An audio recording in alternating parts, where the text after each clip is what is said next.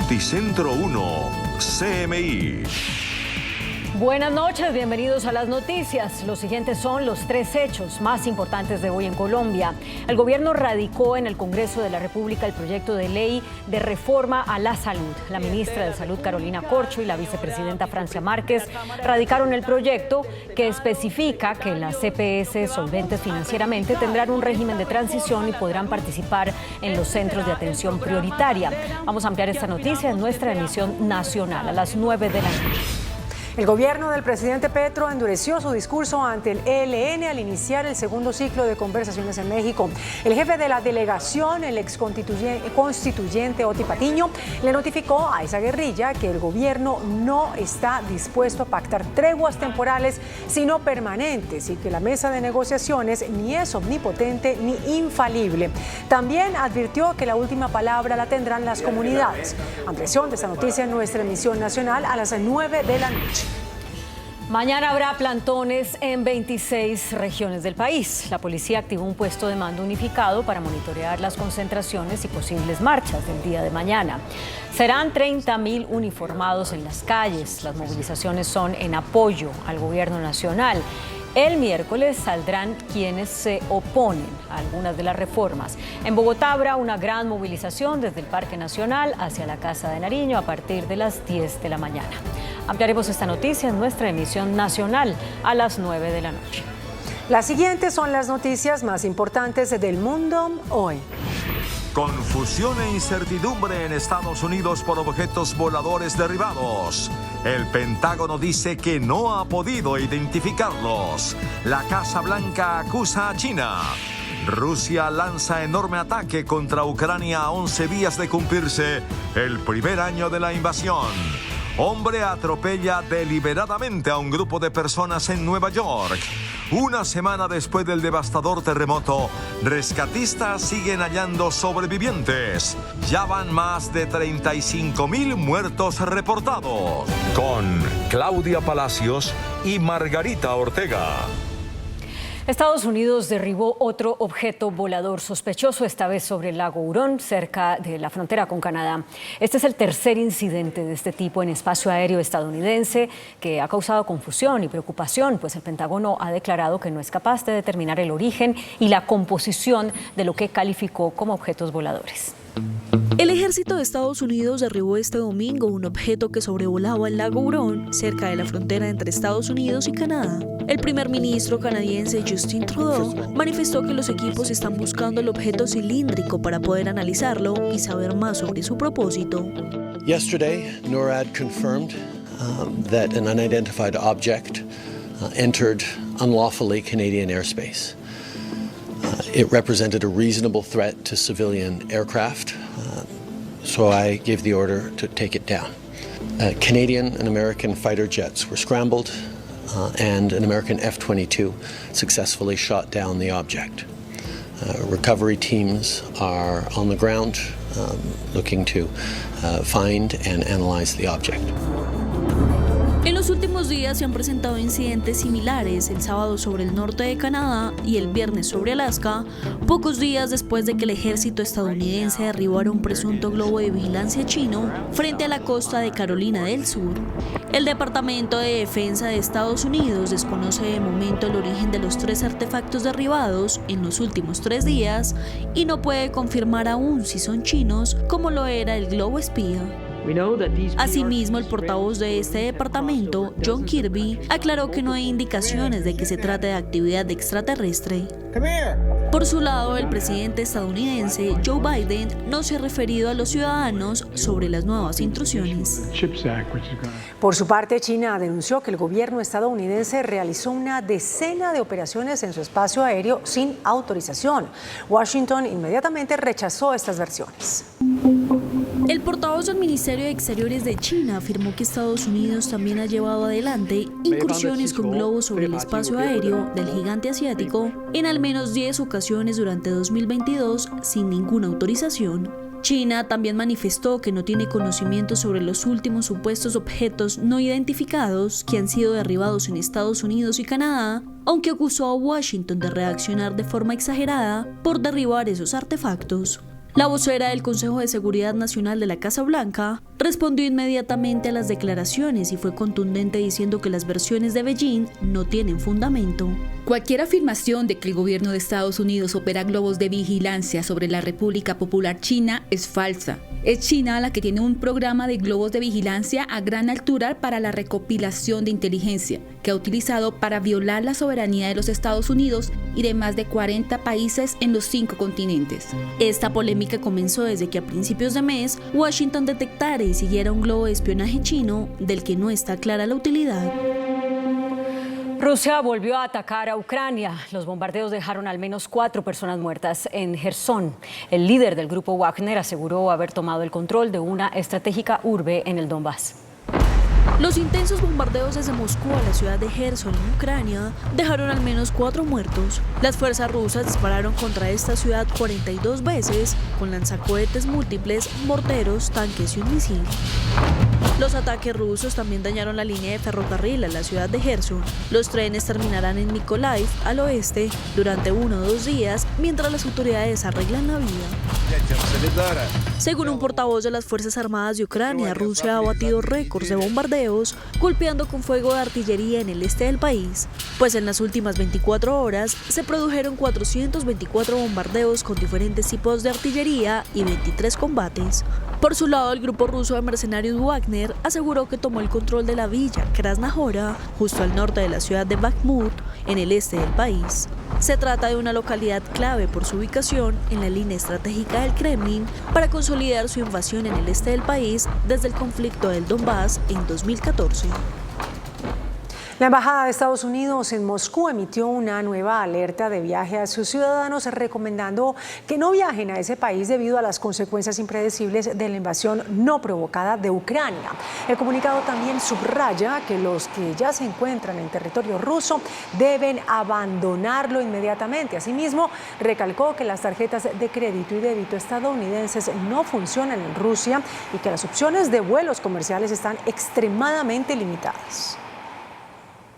Al menos 8 personas heridas dejó un atropellamiento masivo en Nueva York después de que un conductor de un camión de trasteo atravesara varios vecindarios de Brooklyn, invadiendo las aceras y las zonas de ciclistas. Justo en el día en el que arrancaba la fase final del juicio contra Saifullah Saipov, el condenado por el atropellamiento masivo que en 2017 costó la vida a 8 personas, varios ciudadanos resultaron heridos en Nueva York al ser atropellados aparentemente de forma intencionada por un hombre de 62 años que conducía un camión de mudanzas. Right now, reportedly, we have 8 people struck. 2 are in critical condition, 2 are in serious condition, and 4 sustained minor injuries. 7 of those people are civilians. 1 of them is a police officer who is taking police action during this incident. El atacante atravesó varios vecindarios de Brooklyn saliendo de la vía hacia los carriles para bicicletas y aceras donde varios peatones fueron embestidos a toda velocidad, aunque de momento las autoridades descartan un ataque terrorista. At this time, we have no indication that there is any terrorism involvement in this incident. However, as always, we will continue to investigate this incident with the full resources of the NYPD and our partners. El conductor se dio a la fuga a bordo del vehículo y fue seguido por unidades de policía que consiguieron detenerlo aproximadamente 30 minutos después tras una frenética persecución. Los equipos de rescate lograron rescatar a una mujer que sobrevivió atrapada entre los escombros una semana luego del catastrófico terremoto en Turquía y Siria. Una mujer de más de 70 años fue rescatada milagrosamente luego de 177 horas de la catástrofe. Su hijo reaccionó con gritos de júbilo al verla con vida. Las autoridades de rescate consideran como un milagro seguir encontrando personas con vida tras una semana del desastre natural. Horas antes fueron encontrados con vida un menor de 7 años y una mujer de 62, rescatados tras 163 horas bajo los escombros. Aunque la ONU advirtió que habrá más víctimas fatales, los equipos de rescate siguen liberando personas que todavía se encuentran entre los restos. Cada hora que pasa disminuye la posibilidad de encontrar con vida a los desaparecidos. Sin embargo, las personas que son liberadas con signos vitales se aferran a los rescatistas que siguen haciendo milagros. El balance del terremoto que sacudió hace una semana Turquía y Siria ascendió a más de 35.000 personas muertas. Ante las escasas posibilidades de encontrar supervivientes, los esfuerzos se orientan ahora a ayudar a los cientos de miles de personas que se quedaron sin hogar. Las ONG advierten que hay una catástrofe humanitaria.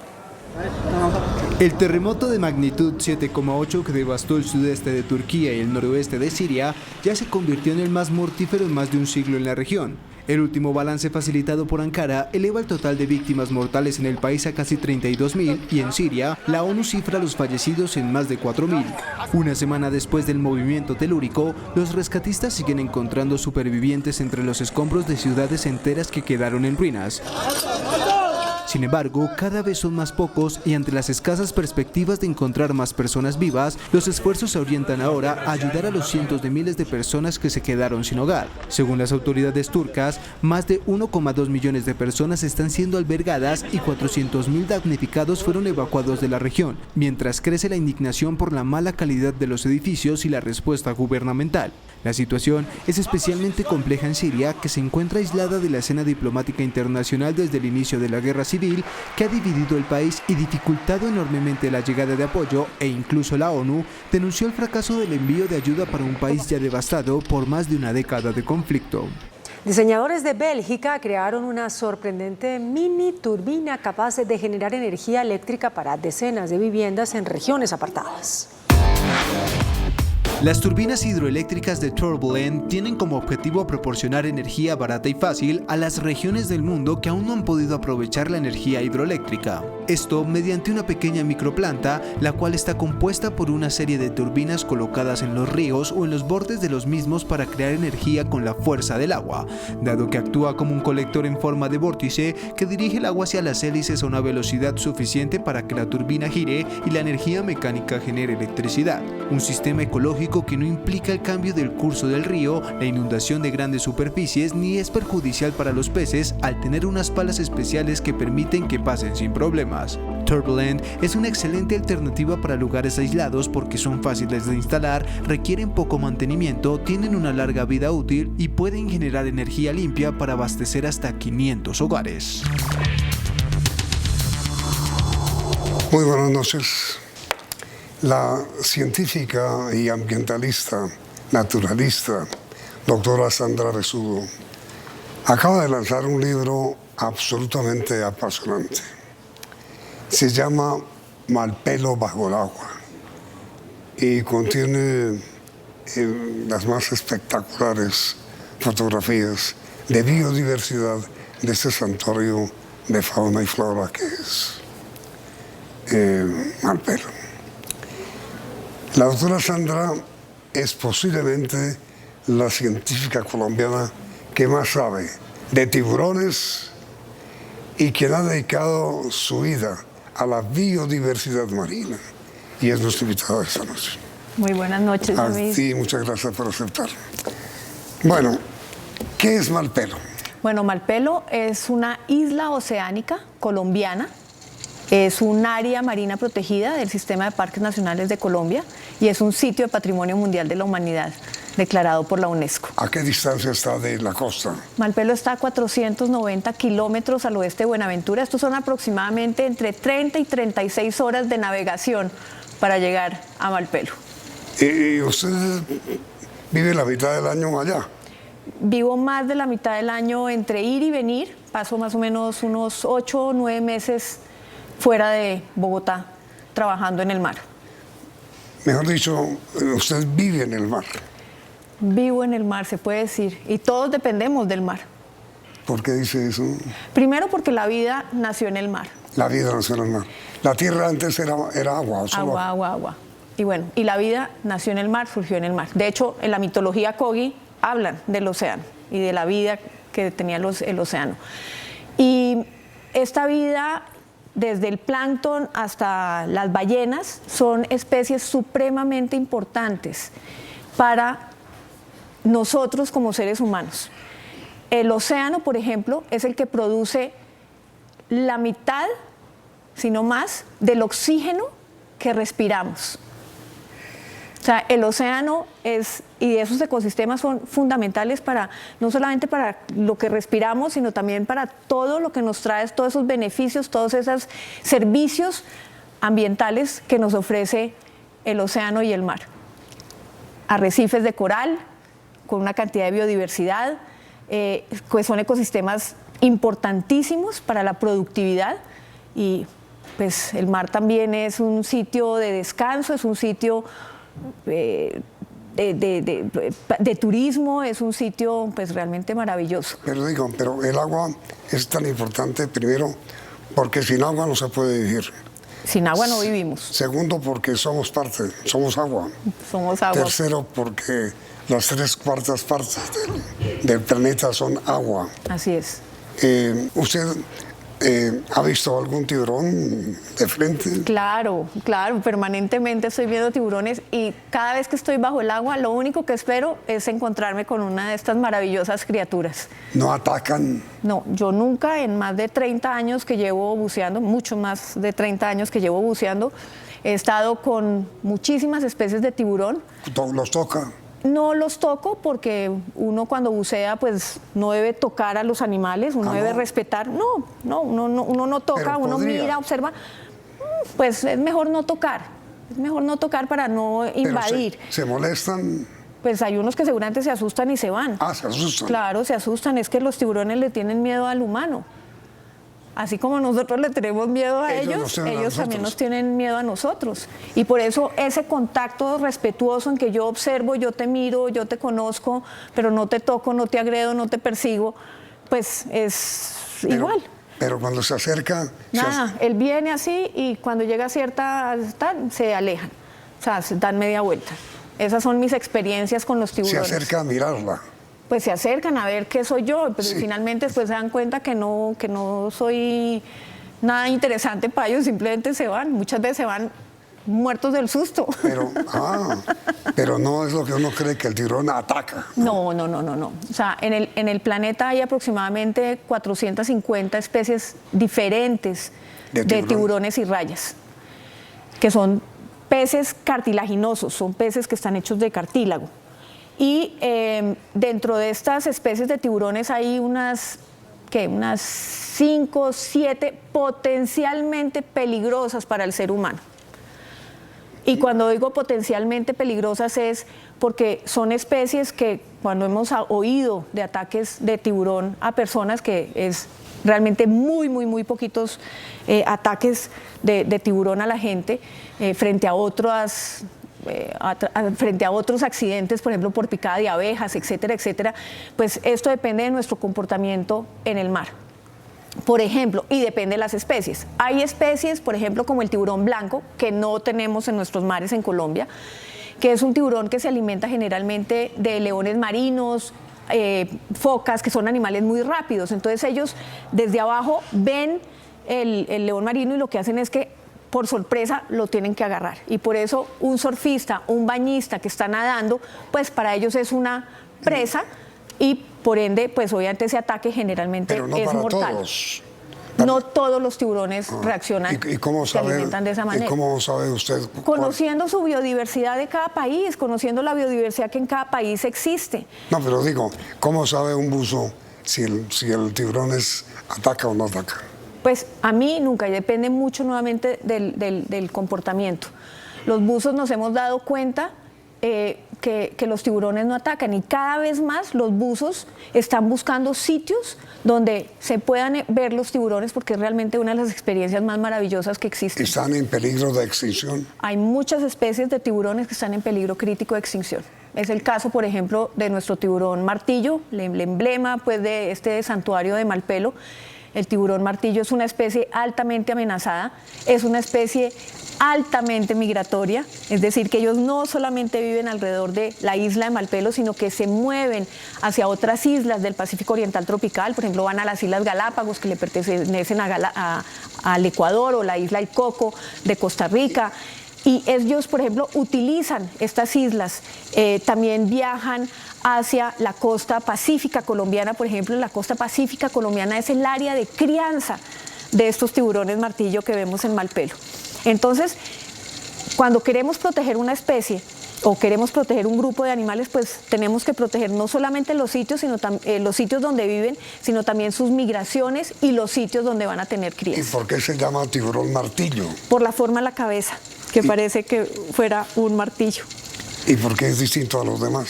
Porque los otros tiburones tienen, por ejemplo, la punta más, pues son como puntudos, no tienen la cabeza en forma de martillo.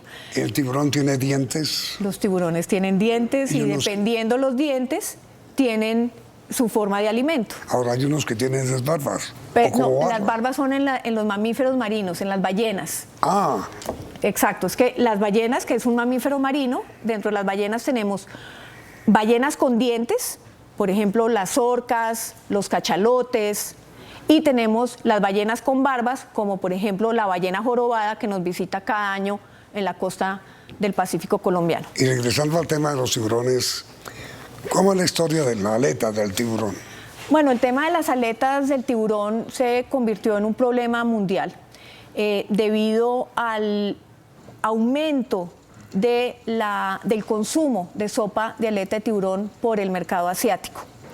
Antes el consumo de la aleta de tiburón se daba en momentos, por ejemplo, de un matrimonio y de muy alto nivel, era muy esporádico y era en un cierto sitio, ¿no? en un cierto gremio, por así decirlo. Ahora esto se expandió y obviamente cada vez más han estado buscando aletas de tiburón alrededor del mundo para poderlas llevar y abastecer este mercado asiático de sopa de aleta de tiburón, que básicamente lo que hace es que le genera a esta sopa una textura gelatinosa, que ya hoy en día esa textura se puede dar de otra manera que no sea matando tiburones, por ejemplo. Entonces, obviamente, los tiburones nadie los quiere, ¿no? Entonces nadie le pone como la atención y el cuidado que merecen estos tiburones, cuando los tiburones pues son unos animales importantísimos en la salud de un océano. Sí. Ahora, ¿qué tan importante es el tiburón en la limpieza del...? Ahí es donde voy. Los tiburones son los grandes reguladores de la salud del océano. ¿A qué voy yo? Ellos son los que se alimentan de los enfermos. ¿Cómo así? Ellos se alimentan de los peces de otras especies que están enfermas y por ende evitan que hayan epidemias. Y esa es la limpieza del mar. Y ellos son entonces unos grandes reguladores de la salud del océano. Donde hay tiburones, quiere decir que el ecosistema está en buen estado. Quiere decir que desde el plancton, que es lo más pequeño, que es la base de la cadena alimenticia, hasta tiburones y grandes mamíferos, quiere decir que ese ecosistema está en buen estado de salud. ¿Cómo sabe un buzo como usted cuando el tiburón es del 7% que es peligroso? Pues son especies que ya sabemos cuáles son las potencialmente peligrosas. Aquí en Colombia no. En Colombia podemos tener el tiburón tigre, es un tiburón bastante oportunista, que de hecho se alimenta de aves, le han encontrado muchísimas cosas en el estómago, pero nuevamente, yo he estado con tiburones tigre y básicamente pues nunca me han hecho nada, nunca nos han hecho nada a nosotros. Depende mucho nuevamente de muchos factores. Por ejemplo, recientemente, el año pasado, el caso de este señor que en San Andrés. Eso básicamente, el problema se generó debido a que un restaurante aledaño a esa zona de bañistas estaba botando carcasas o estaba limpiando el pescado cerca de esa zona y de pura casualidad había unos tiburones que estaban pasando por ahí, les llegó el olor, estaba este señor nadando, potencial presa, pues obviamente lo atacaron, ¿no es cierto? Y obviamente pues fatal. Y así sucesivamente, entonces depende mucho también del comportamiento del ser humano, de lo que hagamos, que alimentemos, que tiremos comida al agua, pues obviamente eso atrae a los animales y si además nosotros nos estamos lanzando ahí a nadar, pues obviamente pues somos una presa fácil. Entonces, así que nuestro comportamiento es fundamental. La primera conclusión es que el tiburón no es el enemigo, no es peligroso. El tiburón generalmente no es el enemigo. Es nuestro amigo en el sentido de que limpia el mar. Pues es un animal muy importante. Nuevamente, el tiburón generalmente no ataca al hombre. Generalmente no lo hace, no hacemos parte de su alimento, no hacemos parte de de lo que él come. Nos tiene temor. Y bien, al contrario, nos tiene temor. Es que poderse acercar a un tiburón no es sencillo. O sea, ellos nos tienen miedo. Además, los buzos, pues, botamos burbujas. Eso también hace ruido. Entonces, ellos también, pues, dicen, ¿eso qué es? Hay gente, por ejemplo, pues también lo hacemos nosotros, que mira, vemos tiburones o buscamos especies simplemente con careta y aletas. Entonces nadamos, no estamos con un equipo, digamos, en el fondo del mar, sino que estamos careteando. Entonces, mientras uno pueda ver, uno tenga su careta y pueda ver al animal qué está pasando, pues yo creo que uno puede evitarse accidentes. Ahora, después de comerciales, doctora Sandra, hablemos de las ballenas.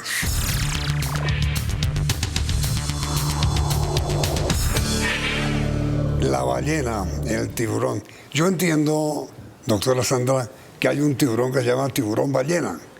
¿Sí? Sí, ¿Eso qué? hay un tiburón que se llama Sí, tiburón ballena. sí. Es un tiburón, lo que pasa es que su tamaño es tan grande que se le dice tiburón ballena, pero es un tiburón, es un pez, Por no inmenso. es un mamífero marino. Sí, de hecho es el pez más grande que existe en el océano.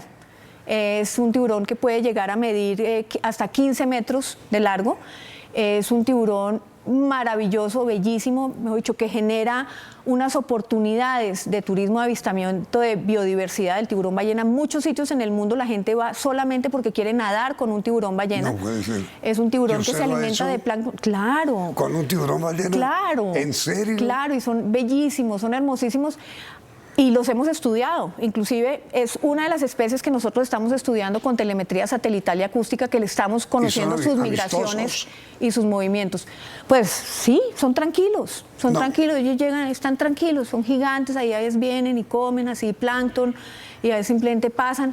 Son unos animales maravillosos. Si la ven, no la atacan. No, se va uno detrás de ellos, o sea, todo el mundo se va detrás de ellos, todo el mundo quiere nadar alrededor de ellos. Es una cosa realmente maravillosa, de verdad. ¿Los ha tocado? Pues me ha tocado tocarlos, sí, porque ellos a veces han venido muy, muy cerca. O sea, esto es un milagro. Cuando a uno se le aparece un tiburón ballena, esto es ¿Y pues, se una dejan emoción. acariciar?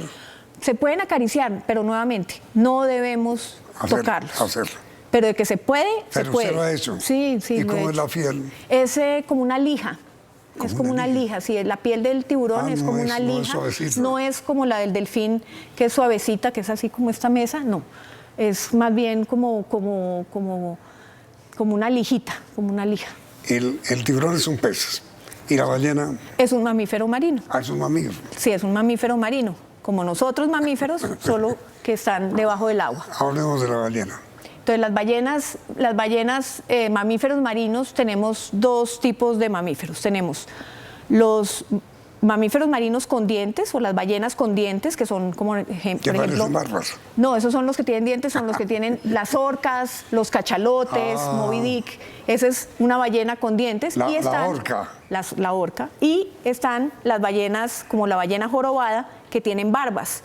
Son unas barbas, son unos dientes que se les dicen barbas, pero básicamente lo que ellos hacen con esas barbas es filtrar su alimento. ¿Qué tan peligrosa es una ballena? No, cero. Nada. Cero. Lo único es que hay que saber que ellas, por ejemplo, a veces pueden hacer unos saltos pues pueden saltar.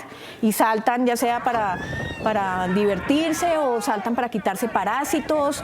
Y si nosotros hacemos una observación, o sea, fuimos a buscar ballenas y no hacemos respetuosamente mantener nuestra distancia de la ballena, porque si ella salta, pues evitar que nos caiga encima, por ejemplo, ¿no? Aunque ellas son muy cuidadosas, pero hay que saber, hay que ser responsable, Y básicamente la observación de ballenas en el mundo trae una economía muy importante para las comunidades que trabajan en la observación de ballenas, pero hay que hacerlo de manera responsable. Pues aquí en Colombia el caso de Nuquí. Por ejemplo, es una zona maravillosa, o sea, Bahía Málaga, Nuquí, Bahía Solano, o sea, nuestra costa pacífica en la época que llegan a visitarnos las ballenas jorobadas que vienen desde la Antártica, pues es una maravilla. Vienen desde la Antártida, sí, pero es un recorrido inmenso. Inmenso, es tal vez la segunda o la tercera migración más grande que hay en el mundo animal.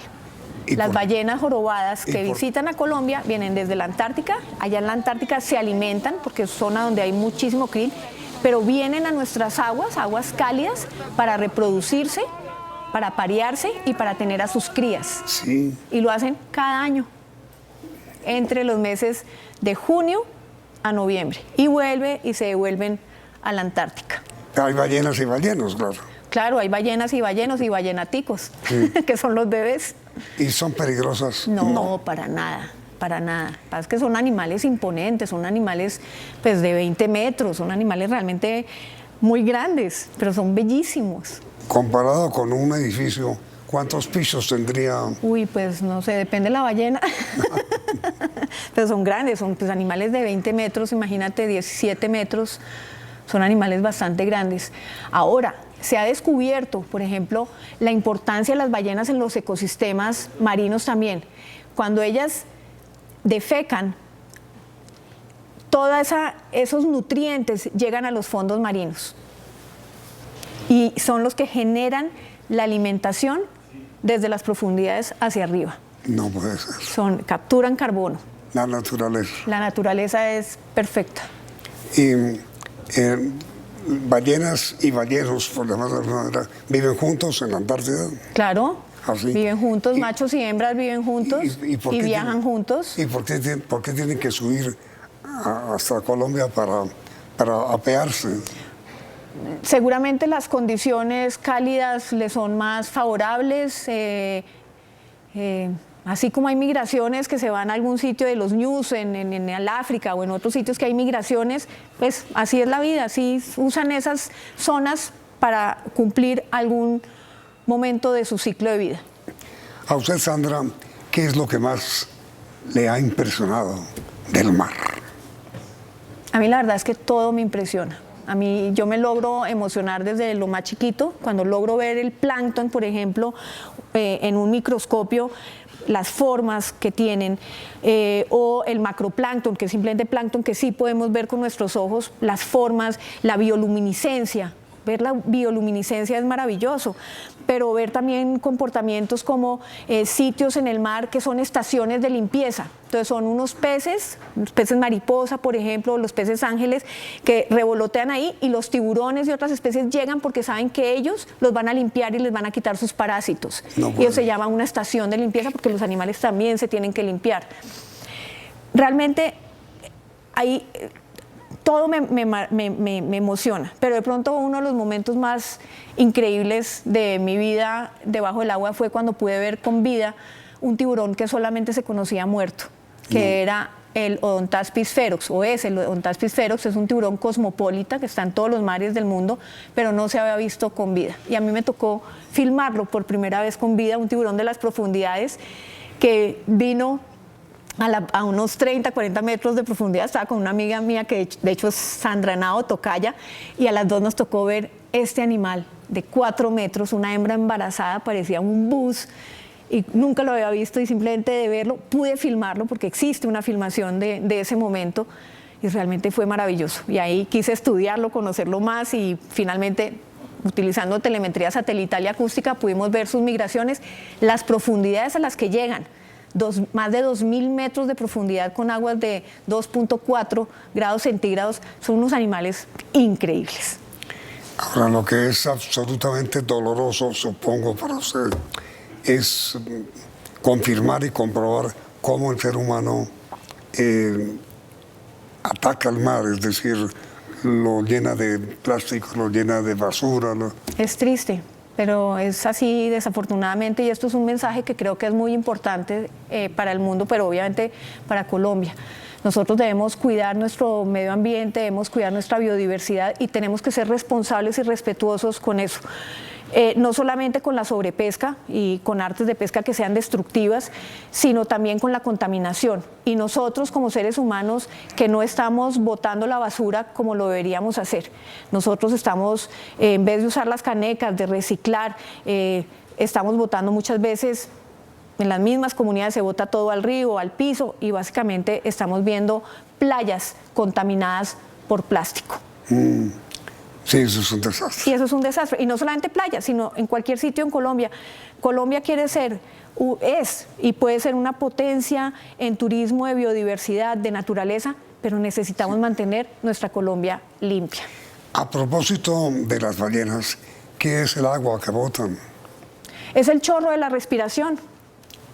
los mamíferos marinos, las ballenas, necesitan salir a respirar. Aunque pueden pasar mucho tiempo y varias horas a veces bajo el agua, ellas cogen el aire Las ballenas. Las ballenas cogen el aire como nosotros respiramos aire en la superficie, bajan, pueden permanecer bastante tiempo bajo el agua, pero necesitan volver a subir para volver a respirar. Y ese soplo es la respiración de cuando botan esa agua que pudo haber quedado. Oxígeno.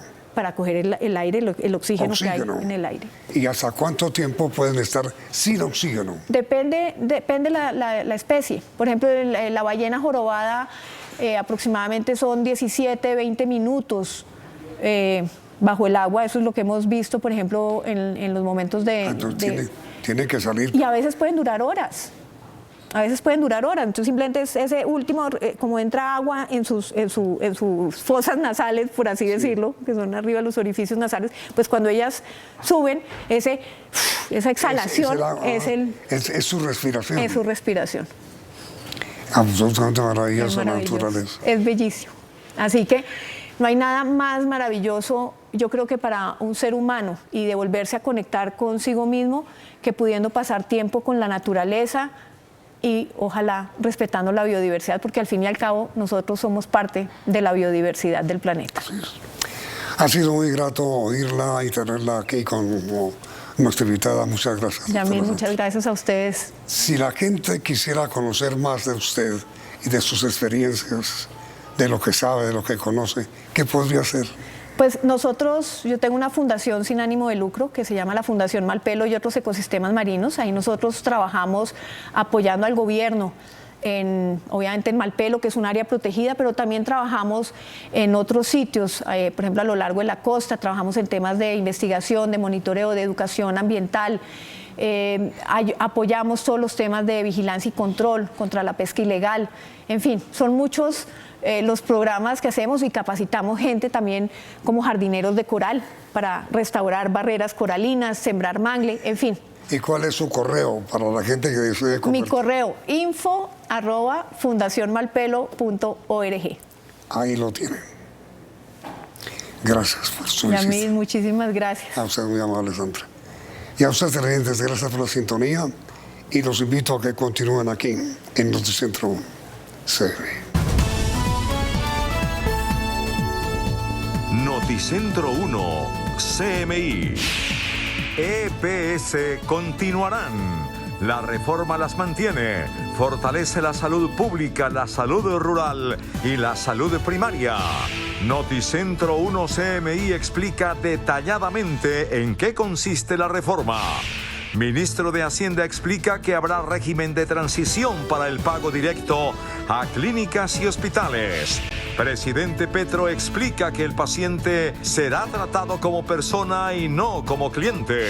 Ministra de Salud Carolina Corcho explica la reforma. Plan de seguridad para mañana en Bogotá. 30.000 policías vigilarán plantones de apoyo a presidente Petro en el país. Mañana, desde las 10, movilización desde el Parque Nacional hasta la Plaza de Armas. Capturan a ex fiscal directora contra finanzas criminales por corrupción. Graves denuncias sobre obras por valorización en Bogotá. 5 años después, solo se ha entregado una de 15. Cae confianza de los consumidores, revela Fedesarrollo. Alimentos siguen en alza. Carta de 15 exministros de Minas al presidente Petro. Con Claudia Palacios y Margarita Ortega. Iniciamos nuestra segunda hora de noticias. Después de varios meses de expectativa y de polémicas, el gobierno presentó formalmente el proyecto de reforma a la salud con el que pretende adelantar un revolcón al sistema.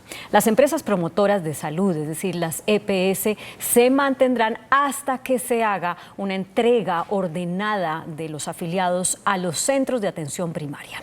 La iniciativa, además, fortalece el modelo de salud pública y preventiva. En el proyecto de reforma a la salud que fue radicado hoy se establece un fortalecimiento del sistema de salud público que iniciará en el mismo momento de entrada en vigencia de la ley. las EPS continuarán como aseguradoras para seguir garantizando el acceso a la salud de sus afiliados en el proceso de transición y trabajarán de la mano con el Ministerio de Salud. El Ministerio de Salud y Protección Social adelantará progresivamente un proceso de territorialización de las EPS, concentrando su operación en las ciudades y departamentos donde tenga mayor número de afiliados y mayor organización de la prestación de servicios, liberándolas de la dispersión geográfica para armonizarlas con la territorialización del nuevo sistema de salud. Estas serían las nuevas reglas del juego durante el periodo de transición y evolución con el nuevo sistema. Por cada hogar, sus integrantes estarán afiliados a una misma EPS. Segundo, la nueva EPS estará a cargo del aseguramiento de la población en regiones donde no lleguen otras entidades. Tercero, la nueva EPS también contratará a los centros de atención primaria existentes para que presten los servicios en subregiones y municipios. Cuarto, no habrá autorización para que se creen nuevas EPS en el país.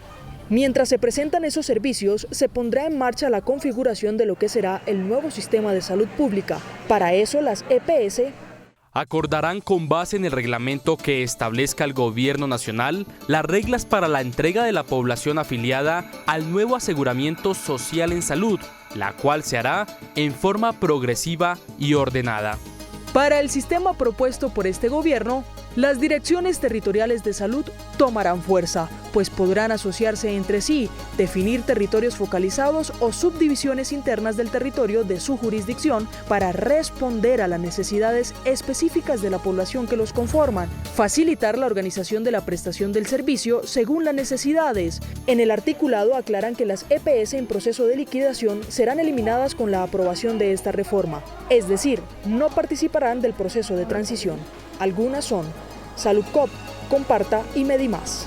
Cuando termine la transición, las EPS no podrán seguir con el aseguramiento. Los colombianos deben estar inscritos en los centros de atención primaria. Por ende, las entidades privadas solo podrán: primero, crear y administrar centros de atención primaria en salud de los territorios asignados después de la territorialización dispuesta en esta ley.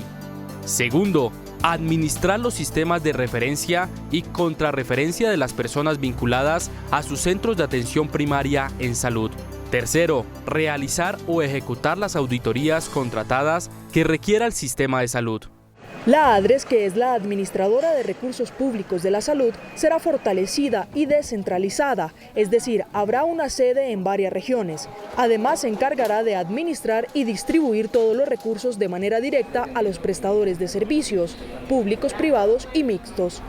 Artículo 22. Le corresponde en especial administrar el Fondo Único Público para la Salud, los que financien el sistema de salud, los recursos que se recauden como consecuencia de las gestiones que realiza la Unidad Administrativa Especial de Gestión Pensional y contribuciones para fiscales de la Protección Social. La Superintendencia de Salud será fortalecida y junto a otros órganos de control como la Contraloría se encargarán de la vigilancia y control del manejo de recursos públicos del sistema de salud. Artículo 23. Los aportes del presupuesto general de la Nación, definidos a través de la sección presupuestal del Ministerio de Salud y Protección Social, los activos transferidos por la Nación y por otras entidades públicas del orden nacional y territorial, y los demás ingresos que a cualquier título perciba. Y los aportes de... Artículo 25. Las empresas, los rentistas, los trabajadores con relación laboral de cualquier naturaleza, los independientes y los contratistas. Para la generación de políticas públicas para el sector salud, se creará la Comisión Intersectorial Nacional de Determinantes de la Salud, compuesta por el presidente y sus ministros, y el Consejo Nacional de Salud, donde participarán integrantes del gobierno, grupos sociales, empresas y representantes de comunidades. La comisión y el consejo también se crearán de manera territorial. En cuanto a lo territorial, los gobernadores y alcaldes tendrán 3 meses de la entrada en vigencia de esta ley para crear esa comisión. Otro artículo importante de este proyecto de reforma a la salud es el número 26, en donde establecen que no pueden existir barreras económicas para acceder al sistema de salud.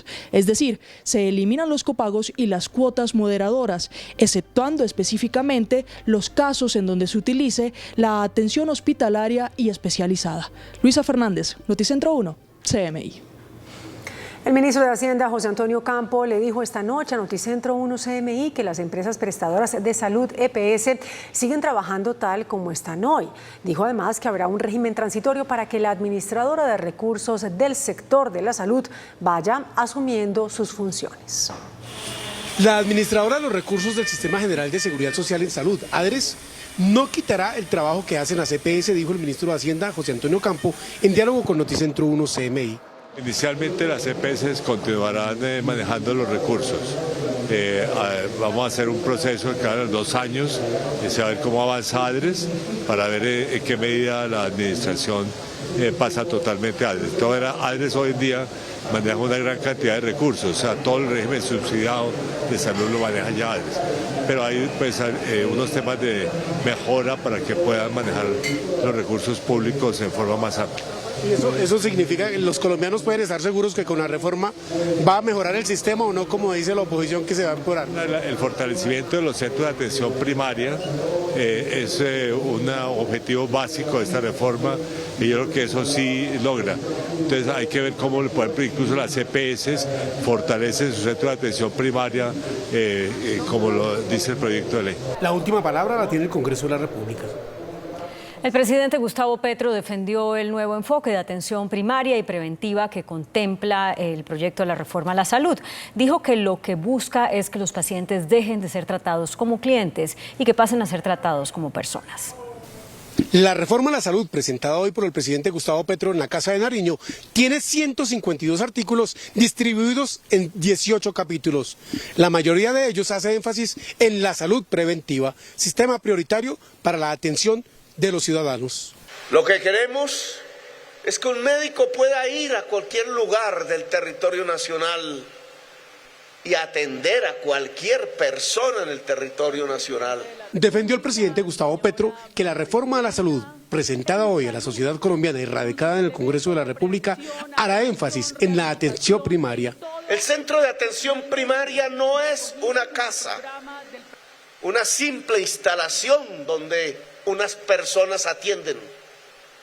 Es un territorio de aproximadamente 20.000 personas en general. Habrá una labor de planificación paulatina en este tránsito para que todo el territorio nacional quede cubierto. Dijo el presidente que lo que busca es que la salud en Colombia se humanice. No habrá más clientes en la salud pública de Colombia. Las personas serán personas. Paradójicamente, en el evento de la presentación de la reforma de la salud, una mujer sufrió un desmayo en plena Plaza Núñez, plaza de armas de la Casa de Nariño. De inmediato fue atendida. ¿Es esto, hija? La ministra de Salud, Carolina Corcho, señaló que aunque se mantienen las EPS, sí es claro que con la reforma se busca recuperar la administración pública de los recursos públicos y habrá un pagador único. Sistema de salud no va a retroceder. La ministra Carolina Corcho explicó la propuesta de salud para los usuarios de las EPS contenida en la reforma radicada. Quien está en un EPS es atendido en un centro de atención primaria en salud de la EPS. Seguirá siendo atendido en un centro de atención primaria en salud. Si necesita un servicio más especializado, ese centro de atención primaria en salud tendrá una red de prestación de servicios de mediana y alta complejidad especializada, sea público o privada. Funciona completamente igual. Va a cambiar mucho es para los campesinos, para la Colombia profunda, para los que no han tenido el servicio. La ministra señaló que el mayor cambio sobre el funcionamiento a futuro de las EPS que plantea la reforma tiene que ver con los pagos por los servicios prestados. En el articulado no se explicita una eliminación de las EPS, pero sí hay una decisión en el articulado de que se recupera la administración pública de los recursos públicos, habrá un pagador único y quienes están en el ámbito de la prestación de servicios podrán continuar en la prestación de servicios, inclusive en centros de atención primaria de salud privadas. Desde la oposición radicaron una contrarreforma, pues advierte que sí se está acabando en la práctica con las EPS. En la práctica sí consideramos que está marchitándolas y adicionalmente pues se nota el cuño estatista de la reforma. Vemos que están creciendo de manera desmesurada a la ADRES, le están asignando muchísimas responsabilidades. No queda claro finalmente qué papel van a tener los gobernadores y los alcaldes, que también pues, están contenidos en la reforma, y sentimos que esto es un retroceso en gran medida. El gobierno radicará un nuevo decreto de sesiones extra para agregar a la agenda la reforma a la salud y la adición presupuestal. La reforma a la salud fue radicada en la Cámara de Representantes. Inicia su trámite en esta corporación. Es el proyecto de ley 339, que deberá surtir 4 debates antes de ser ley de la República. Lina María Sandoval, Noticentro 1, CMI. Por su parte, la Asociación de Clínicas y Hospitales se mostró partidaria de los pagos directos que plantea el proyecto de reforma a la salud. Las primeras reacciones sobre el proyecto de reforma a la salud las hicieron desde la Dirección de Hospitales y Clínicas del país. Apoyan los giros directos que realizará la ADRES a todos los prestadores de servicios, es decir, hospitales, clínicas y demás instituciones. Creemos que el sistema debe automatizar ese flujo de recursos y por lo tanto estamos de acuerdo con que haya un giro directo universal y que se remodele el papel de algunos de los agentes, específicamente de las EPS deben evolucionar hacia ser unos administradores regulados del sistema de salud, que se especialicen en la administración interna de todos los procesos del sistema de salud. La atención primaria en salud es otra base de la reforma que debe priorizarse en el país, asegura Giraldo. La base del sistema colombiano tiene que mejorar en su capacidad de acercarse a la población, de detectar tempranamente las patologías de la población, de resolver la mayoría de los casos en la baja complejidad y ser un sistema más dinámico y más cercano al ciudadano. Tenemos un 99.6% de cobertura, pero cuando se mira la efectividad de la cobertura, los observatorios internacionales nos muestran que hay una diferencia y que la cobertura efectiva del país está en un 74%. Ese es otro de los asuntos claves a mejorar. Para Fernando Ruiz, el ex jefe de la cartera de salud, el manejo financiero debe garantizar que el sistema permanezca estable, incluso mejore potencialmente. Desde el punto de vista financiero siempre habrá un estrés, estamos gastando más de 7% del Producto Interno Bruto en salud y esto podría incrementarse. La población nuestra va envejeciendo, la expectativa de vida en los pasados 30 años ha aumentado más de 7 años, de manera que lo que hay acá es un reto gigante. Distintos actores del sector salud exigen un debate participativo sobre este proyecto en el Congreso de la República. La reforma a la salud que llegó esta noche al Congreso tiene inmensa acogida sobre su propósito central, pero algunos congresistas de varias tendencias políticas consideran que el futuro del proyecto se decidirá cuando se definan detalles como el futuro papel de la EPS y el adecuado término de transición para su aplicación. En la ceremonia de presentación de la reforma a la salud en la Plaza de Armas de la Casa de Nariño estuvieron presentes varios congresistas que comparten el fondo de la reforma. Unos quieren resolver radicalmente el tema de las EPS. Que realmente los dineros se inviertan en la salud y no que esos dineros se inviertan en otros rubros, que es lo que ha ocurrido en nuestro país históricamente. Y lo más importante de este cambio de modelo es que pasamos del modelo de solamente atender la enfermedad al modelo preventivo. La senadora Gloria Flores reveló que ya hay un acuerdo con las EPS. Ya se ha hecho un acuerdo con las EPS, hay un sistema de transición que se va a implementar. Y tengan seguro, colombianos y colombianas, que esta reforma va a ser para el beneficio de todos y todas en Colombia. A otros les preocupa la financiación. ¿De dónde va a salir el recurso para tantas y tantas compromisos que se están haciendo hoy? Pero otros consideran que la financiación está asegurada. Los que estamos afiliados al sistema de salud seguimos cotizando, seguimos entregándole parte de nuestro dinero a la salud para poder ser atendidos. El sistema está cubierto en sí mismo. Los congresistas también hablan de la ampliación de la cobertura de la salud a las zonas más apartadas, donde el sistema no ha llegado en 30 años. La procuradora Margarita Cabello le pidió al gobierno nacional que no plantee retrocesos en los avances que ha logrado el actual sistema de salud.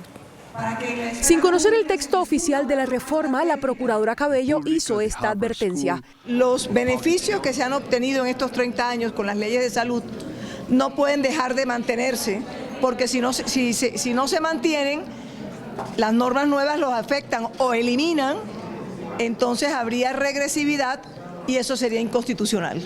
Debemos partir de construir sobre lo construido no ir hacia atrás. Cabello advirtió que defenderá en el Congreso que se respeten los avances y progresos que logró la Ley 100, que introdujo el nuevo sistema de salud. En el Congreso estaremos seguramente apoyando a los grupos que nos han pedido que seamos su voz.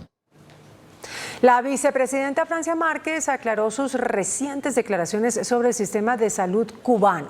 Dijo que ella pretendía resaltar el nivel de los médicos especialistas de Cuba a nivel mundial y que Colombia debería fortalecer más ese aspecto. Desde Cuba, la vicepresidenta Francia Márquez dijo que el gobierno colombiano está proponiendo una reforma a la salud que sea administrada por el Estado. Y agregó que la salud preventiva que han tenido en Cuba como eje central es parte de lo que el gobierno colombiano quiere hacer. ¿El sistema de Colombia se va a parecer al de Cuba o van a hacer cambios diferentes? Yo no he dicho eso. Lo que han hecho es tergiversar lo que dije. Lo que dije es que Cuba se ha preocupado por formar médicos y no podemos negar que tienen los mejores médicos y especialistas del mundo. Y eso es una realidad que deberíamos fortalecer aquí, porque estudiar medicina para una persona aquí es casi que imposible. Eso sí, la vicepresidenta insiste en la defensa del derecho a la salud pública. Vamos a defender los derechos de los colombianos y colombianas como un derecho a la salud pública. La policía anunció un plan de seguridad nacional para garantizar la tranquilidad durante las marchas programadas para mañana. 30.000 policías serán desplegados por todo el país. 2 días de plantones en Colombia. Mañana es el turno para las concentraciones de manifestantes que apoyan al gobierno. A nivel nacional son al menos 26 puntos donde habrá plantones. 30.000 hombres y mujeres de la Policía Nacional estarán a lo largo y ancho del país acompañándolos en esta semana de manifestaciones públicas y pacíficas. La atención de la policía está puesta en la capital del país. Así va a operar el antiguo SMAT en la capital.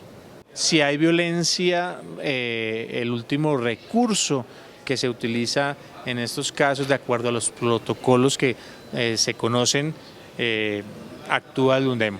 La fuerza pública tendrá apoyo de drones, helicópteros y tanquetas, con el fin de prevenir disturbios al finalizar la jornada. Estamos hablando de más de 3.000 policías que están ubicados, garantizando este derecho que tienen los colombianos. Desde hoy se instaló un puesto de mando unificado en la dirección de la policía. El miércoles será el turno para los opositores del gobierno Petro, que también anunciaron plantones. En Bogotá habrá una gran movilización que saldrá desde el Parque Nacional con destino a la Casa de Nariño. Más de 2.000 personas entre policías y gestores custodiarán la marcha convocada por el gobierno. A las 10 de la mañana empezarán las movilizaciones en Bogotá a favor de las reformas del gobierno de Gustavo Petro. Serán 2 puntos de concentración, Parque Nacional y Plaza de Mercado del Restrepo. Inician a las 10 de la mañana en el Parque Nacional y se movilizarán hasta la Plaza Núñez, muy cercano a la Presidencia de la República. En la capital, más de 1.500 policías y 300 gestores de convivencia garantizarán la tranquilidad durante la jornada. Se espera la participación de la primera línea. Ante cualquier hecho de violencia y vandalismo, como dice el protocolo de la Ciudad de Bogotá, se retiran los gestores y entra la fuerza pública a responder y a atender la emergencia o los hechos de seguridad o de violencia. Pese a las marchas, Transmilenio operará en su horario habitual, así como todos los servicios de las entidades públicas. El gobierno del presidente Petro endureció su discurso ante el ELN al iniciar el segundo ciclo de conversaciones en México. El jefe de la delegación y el exconstituyente Oti Patiño le notificó a esa guerrilla que el gobierno no está dispuesto a pactar treguas temporales, sino permanentes, y aseguró que la mesa de negociaciones ni es omnipotente ni infalible. La última palabra la tendrán las comunidades, advirtió. En el emblemático Salón de la Conferencia Interamericana de Seguridad Social en México, arrancó oficialmente el segundo ciclo de negociación entre el ELN y el gobierno. Oti fue implacable al decir que la mesa de diálogos ni era omnipotente ni infalible. Lo que se acuerda en la mesa se implementa en los territorios. Es decir, la mesa no es ni omnipotente ni infalible. Sobre el tema del cese al fuego bilateral, el jefe de la delegación del gobierno dijo que se debe reinterpretar y ser inventivos. Esperamos que al finalizar este ciclo, basados en esta noción de cese al fuego, hayamos formulado y empezado a implementar decisiones que generen alivios permanentes, no temporales, no treguas temporales a las personas que han sufrido desplazamientos por los también confinamientos por los minados, por el reclutamiento forzoso, por las extorsiones y amenazas. Pablo Beltrán, jefe de la delegación del ELN, habló de la necesidad de una paz integral y duradera.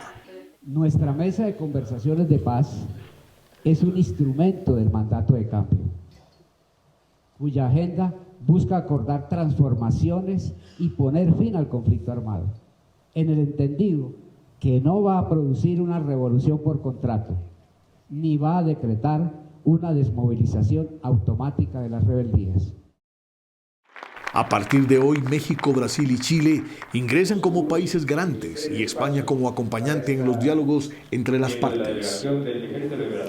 Integrantes del CTI capturaron en Bogotá a la exdirectora de Finanzas Criminales de la Fiscalía, Ana Catalina Noguera, vinculada a una investigación por presuntos actos de corrupción en procesos contra extraditables. Y también se producido... La exfiscal Ana Catalina Noguera ocupó el cargo de directora de Finanzas Criminales durante la administración del fiscal Francisco Barbosa, liderando los operativos de extinción de dominio y lavado de activos de todo el país. Ahora tendrá que responder ante un juez luego de que fuera capturada por presuntamente aliarse con el coronel de la policía Ricardo Alberto Durán para extorsionar a extraditables con información sensible de las autoridades de Estados Unidos. Hacemos las verificaciones. La exalta funcionaria tendrá que responder por los delitos de fraude procesal, violación ilícita de comunicaciones y violación de datos personales. En 2020 la funcionaria fue relevada de su cargo como directora de Finanzas Criminales luego de que este noticiero denunciara que hubo anomalías en un proceso de extinción de dominio que relacionaba a sus primos pedidos en extradición por Estados Unidos por narcotráfico. La Fiscalía le formulará cargos al actual gobernador del Magdalena, Carlos Caicedo, y a los exgobernadores Luis Miguel y Rosa Cotes por presuntas irregularidades en la contratación en ese departamento. La Fiscalía llamó a este caso como el robo de Magdalena y señala que se revisaron contratos de obras por 457.000 millones, detectando que se perdieron 74.000. El ente investigador le formulará cargos a los exgobernadores Luis Miguel Cotes, Rosa Cotes y al actual gobernador Carlos Caicedo. Sobre los Cotes, la Fiscalía los vincula con graves irregularidades en la construcción de la vía La Prosperidad, donde se perdieron más de 73.000 millones en ampliaciones injustificadas, estudios sin sustento, entre otros gastos irregulares. Por el lado del actual gobernador Carlos Caicedo, el ente investigador pedirá su detención domiciliaria por dejar inconclusas o inutilizadas varias obras en las que se perdieron más de 1.000 millones de pesos cuando se desempeñaba como alcalde de Santa Marta. En un sobre que llegaba mes a mes a la sede de la Policía del Chocó, el coronel Clauder Antonio Cardona recibía 8 millones de pesos por parte de la mafia en ese departamento a cambio de información sobre operativos contra la minería. Así lo denunció la Fiscalía al acusar al oficial por presuntos actos de corrupción. La Fiscalía señala que el oficial está en la nómina de las redes de minería ilegal del Chocó, aprovechando que era el comandante de la policía del departamento. Se le hizo entrega de 8 millones de pesos mes a mes a cambio de obtener información oportuna acerca de las fechas en las cuales se realizarían operativos en contra de la minería ilegal en el departamento del Chocó. El coronel Clauder Cardona tendrá que responder por los delitos de cohecho y explotación ilícita de yacimiento minero. La Fiscalía señala que el oficial entregaba información sobre los operativos a la mafia. Policía, Ejército y Fiscalía adelantan operativos para dar con el paradero del ganadero Mauricio Caicedo y su hijo de 5 años, al parecer secuestrados en las últimas horas en la Jagua de Ibirico, en el Cesar. El reconocido ganadero y su hijo desaparecieron cuando se movilizaban en una camioneta. Ganaderos de la zona aseguran que el flagelo del secuestro sigue en aumento en ese departamento. Estados Unidos derribó un objeto volador que sobrevolaba el río Hurón. A 35.000 personas se elevó el número de víctimas que deja el terremoto registrado en Turquía y Siria. Y Rusia volvió a atacar el este de Ucrania. Las noticias del mundo en Noticentro 1 CMI. Estados Unidos derribó un nuevo objeto volador no identificado en la frontera con Canadá. El gobierno del país americano, encabezado por su presidente Joe Biden, y el ejército estadounidense sigue en alerta, cuidando su espacio aéreo, ya que estos sucesos son vistos como una amenaza para el país. Se cumplió una semana del catastrófico terremoto en Turquía y Siria. La cifra de muertos sigue aumentando, ya son más de 35.000 personas encontradas sin vida. Aunque los equipos de rescate increíblemente siguen encontrando personas con signos vitales, las autoridades locales centran su atención en ayudar a todas las personas que perdieron su hogar y buscan reconstruir sus vidas. Rusia volvió a atacar la ciudad de Gerson, una de las regiones más afectadas por la guerra en el este de Ucrania, dejando 4 personas muertas. El ejército ucraniano asegura que los rusos atacaron con cohetes en líneas del frente de la región, con un ritmo intenso y continuo. 5 años después del cobro, solo ha sido entregada una de las 15 obras de valorización propuestas en Bogotá. No hay ninguna que supere el 45% de ejecución. Hay varios contratistas quebrados y también procesos sancionatorios en curso. Las polisombras ya hacen parte del paisaje en el norte de Bogotá. Importantes calles como la 85, la 73, la 92 y la 94 se ven así hace más de 3 años. Lo que veo es que no hay nadie trabajando. O sea, yo creo que esto ya lleva por lo menos 6 meses quieto. Está como en un 26% de avance, el contratista quedó sin recursos, tiene lógicamente procesos sancionatorios en curso. Estas intervenciones hacen parte de un paquete de 15 obras cobradas por valorización en 2018. En ese entonces, el distrito recaudó más de 760.000 millones de pesos. Pero de estas obras, hoy, 5 años después, solo se ha entregado una, el ciclo Puente de Molinos. Ya están todas en ejecución, pero algunas con dificultades, algunas atrasadas, otras que están suspendidas porque los contratistas han tenido problemas de recursos, de capacidad financiera, de capital de trabajo. Ninguna de las obras superan el 45% de avance. Hay por lo menos 6 suspendidas o que no han iniciado, como el puente de la calle 112 con carrera 9ª, donde todos los días peatones arriesgan su vida a falta de la estructura. Llevamos 2 años y no nos han solucionado nada. En el mes de marzo reactivamos la obra, esperaríamos terminarla por ahí en septiembre, octubre de este año.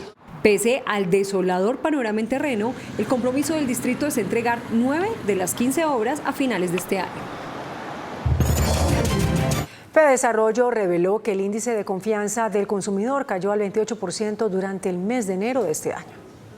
El índice de confianza del consumidor registró un balance de menos 28,6%, mientras que en el mes anterior se ubicaba en menos 22,3%, la cifra más baja desde mayo de 2021. Completa entonces una tendencia de deterioro de la confianza en donde además los 2 componentes del indicador, las expectativas de los hogares y las condiciones económicas actuales, pues vienen justamente en un deterioro que ya completa varios meses. El deterioro en parte se da por las altas tasas de interés, tema que ya se observa en el mercado de vivienda, donde la tasa cayó al 51%. Han desestimulado y eso genera mucha desconfianza en el consumo de los hogares y por consiguiente las cifras que está reflejando Fedesarrollo pues son muy discientes de lo que está viviendo el clima de los negocios y el clima del consumo en el país. Bienes durables como electrodomésticos bajó al 59% y vehículos al 66%. El coordinador de precios de Corabastos, Pedro Triviño, reportó nuevos incrementos en los precios de los alimentos. El reporte quincenal del Sistema de Información de Precios de los Alimentos reportó que varios productos de la canasta familiar se mantienen en alza en las centrales de abastos del país. La yuca, la racacha, además del plátano y la mazorca, presentan los mayores incrementos hasta en un 20%. Está costoso el frijol verde, está costosa la granadilla, continúa con precio alto el plátano Artón, está a 100.000 pesos la canastilla, 92.000 pesos la bolsa, está costoso el limón Tahití y los productos importados pues, regidos por el dólar se mantienen con precio alto. La oferta de alimentos de varios productos se han venido recuperando, estabilizándose en los precios. Siempre los segundos bimestres del año mejora el abastecimiento y comienza a llegar más cosecha de diferentes lugares de Colombia. Por otro lado, a la fecha la vía panamericana no afecta al abastecimiento de alimentos en el interior del país. 15 exministros de energía advierten al presidente Petro sobre los riesgos de intervenir el mercado eléctrico del país. La advertencia del gobierno se dio a través de una carta de 15 exministros de Minas y Energía, además de exviceministros y funcionarios que hicieron parte de la Comisión de Regulación de Energía y Gas. Allí lanzan una advertencia de los riesgos que se generarían con decisiones unilaterales en materia de tarifas que pueden poner en riesgo la estabilidad financiera de las empresas y por ende su operación. La preocupación es que pongamos en riesgo ese sistema. Si creemos que hay cambios que se quieren hacer, es mejor hacerlo dentro de las instituciones. Eso nos garantiza que queden mejor hechos y que podamos respetar unas reglas del juego que son indispensables para que haya buena energía y confiable. El exministro sostiene que se deben tomar las mejores decisiones que garanticen la energía confiable y evitar desabastecimiento de energía en el mediano y largo plazo. Al mismo tiempo está dando unas señales de que se quieren hacer unas intervenciones que no sabemos de qué naturaleza, en a dónde pueden llegar. La pregunta que nos hacemos es ¿quién va a meterse a hacer esas subastas si no hay certeza de la regulación y las reglas que van a enfrentar? Considera que en la energía debe prevalecer el tema técnico. La aerolínea Satena tendrá a cargo 2 vuelos semanales desde Bogotá hacia Caracas, Venezuela, así lo explicó el ministro de Transporte, Guillermo Reyes. Ya se están vendiendo tiquetes aéreos para viajar de Colombia a Venezuela por la aerolínea Satena. Cada tiquete tiene un costo de $256, es decir, un promedio de 1.205.000 pesos. La aerolínea Satena ha logrado obtener el aval internamente. Además, logró la consecución de los aviones necesarios para operar a partir del 1 de marzo definitivamente con 2 vuelos semanales que podrán irse incrementando según la demanda que haya de pasajeros.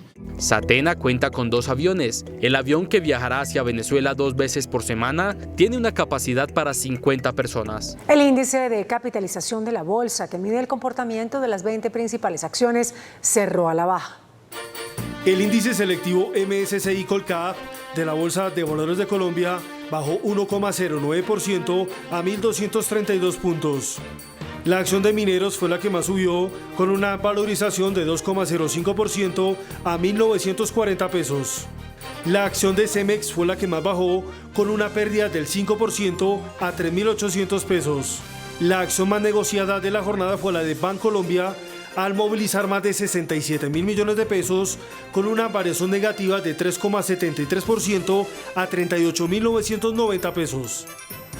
Y el dólar cerró al alza. Indicadores económicos en Noticentro 1 CM. La tasa representativa del mercado que regirá para mañana martes será de 4.818 pesos con 62 centavos. Los profesionales del cambio compran la divisa en promedio en 4.510 pesos y la venden en 4.560 pesos. Un euro cuesta 5.137 pesos. La libra de café en Nueva York se cotizó a $1.77. El azúcar se transó en 21,27 centavos de dólar la libra. El barril de petróleo WTI se cotizó en $79,25. La referencia Brent para Colombia se cotizó en $85,93. Una acción de Ecopetrol cuesta 2.612 pesos.